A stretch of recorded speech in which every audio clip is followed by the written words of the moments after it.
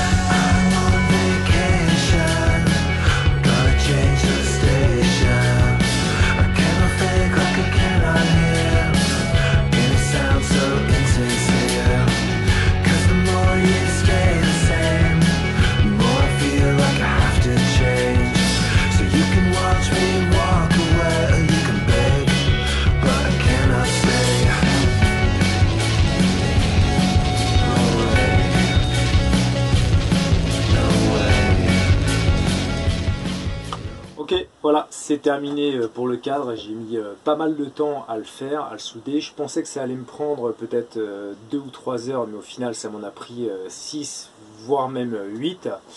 Alors j'avais dit que ce cadre, je le ferais souder par un professionnel, et j'ai fait machine arrière. Je me suis dit que j'allais me donner un challenge et le faire moi-même, et le faire bien, et prendre le temps qu'il fallait pour bien le faire.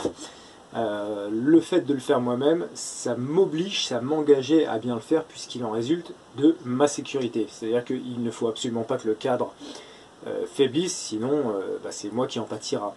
Donc j'ai vraiment bien pris mon temps, j'ai bien serré les ferrailles, les poutres, j'ai mis beaucoup de renforts.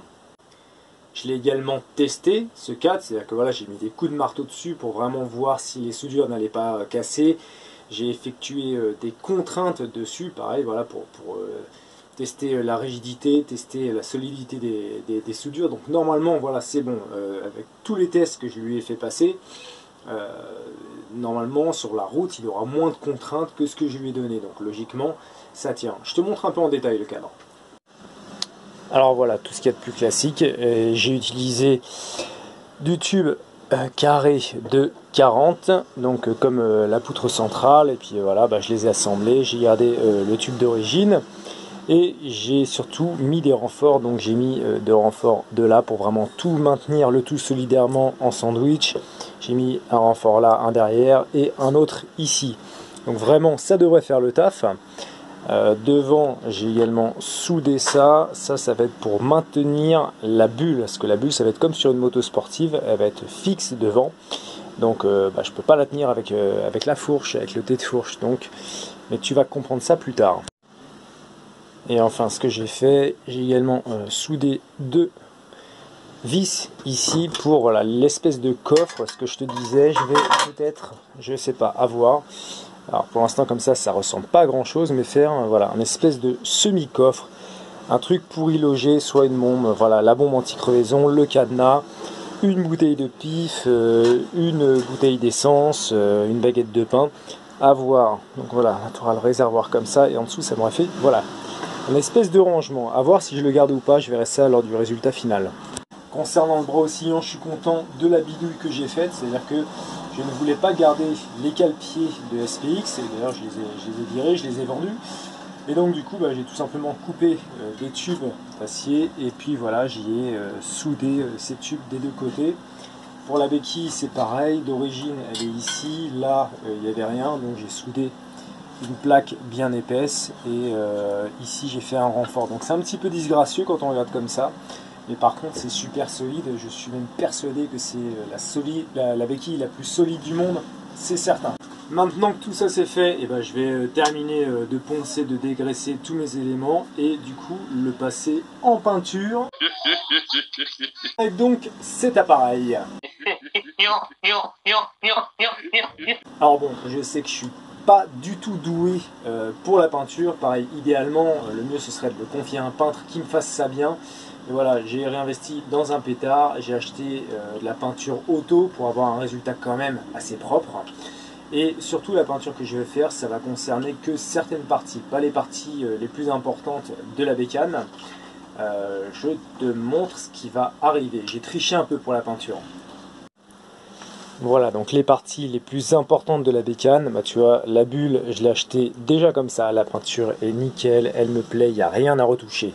Le réservoir, c'est pareil, c'est neuf, il n'y a rien à retoucher. Bon, sauf que la peinture ne matche pas, donc il va quand même falloir que je fasse une retouche sur le réservoir. De plus, le gros Honda, là, ça me plaît pas du tout. Sur la bécane, c'est juste, ça va pas quoi. C'est une mobilette, c'est pas une Honda.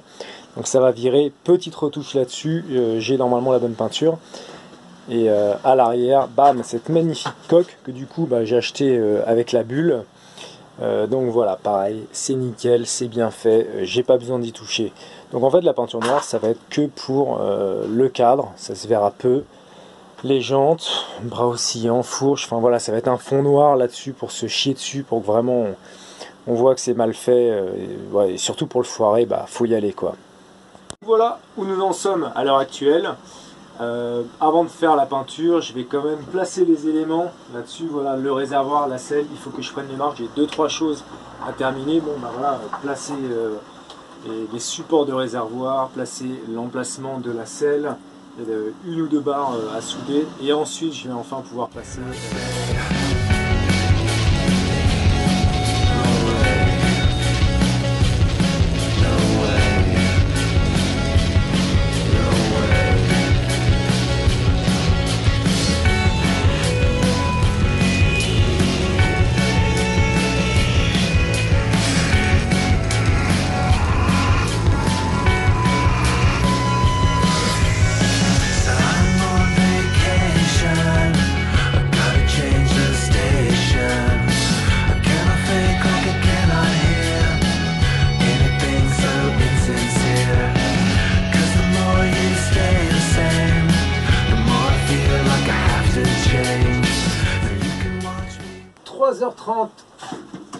Ouais, je note tout le temps que je mets à faire ce prototype pour avoir une estimation à la fin, combien de temps ça m'aura pris.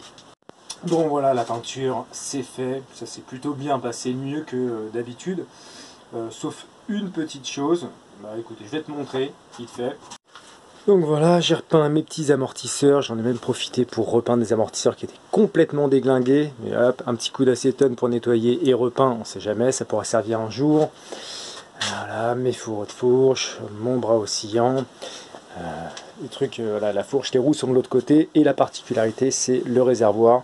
J'ai finalement décidé de le repeindre parce que donc il y avait le logo Honda que je voulais retirer, Et du coup je me suis dit bah, je vais le couvrir, donc j'ai acheté des autocollants Gulf pour mettre dessus. Malgré qu'il fasse 10 cm, le Honda dépasse quand même, donc après il aurait fallu acheter un autocollant démesuré et ça aurait été vraiment moche. Donc je me suis dit tant pis, je retire le gros autocollant et puis le réservoir sera tout noir, au pire je ferai une petite touche de rappel au bleu. Sauf que l'autocollant est pris dans une couche de vernis, ils ont verni par dessus. Donc du coup, si je retire ça, je nique le vernis. Voilà, c'est le serpent qui se mord la queue, il y a toujours un problème. Donc je me suis dit, eh ben tant pis, je le repeins. Et puis je me servirai de ce rebord pour faire voilà, un liseré et une petite custom à l'intérieur. Et puis voilà, la couleur matche plus avec les carénages, ce sera plus uniforme. Alors je suis content, voilà, j'ai réussi. Parce que eh ben, je me suis pas trop chié dessus pour la peinture, étonnamment. Ça va, en fait au pistolet je commence un peu à toucher ma bille, mais, il y a toujours un mais, au moment où je peignais, bah tu vois, genre, forcément il a plu, donc t'as enfin ouais, t'as des endroits où c'est pas régulier, alors il n'y a qu'à moi que ça arrive, hein. Il a pas plu de l'après-midi, je sors le réservoir, je le peins, et à ce moment-là il commence à y avoir de la flotte, c'est vraiment la guigne. Bon, tant pis, c'est comme ça, finalement, bah, c'est normal hein, que ça m'arrive, ça m'a même pas étonné sur le moment. Mais voilà, je suis content, ça rendra pas trop mal. Voilà, donc ça avance plutôt bien cette connerie. J'avais dit que je prendrais grave mon temps pour faire ce café racer, mais en fait, c'est comme beaucoup d'entre vous, j'imagine, quand tu commences une brêle, t'es vraiment obsédé, enfin ça devient vraiment ma passion. Et je suis obsédé, je pense qu'à ça, je n'ai qu'une envie, c'est de faire ça, donc finalement ça va plus vite que ce que j'imaginais. Mais tant pis, je prends du plaisir, voilà, c'est tout. C'est la fin de cet épisode, et ciao les gars. Moi j'aime bien. Il va te plaire le nouveau café racer? Bah ça remplacera jamais ma petite moto, mais oui. Non, ça va, c'est bien fun. Hein.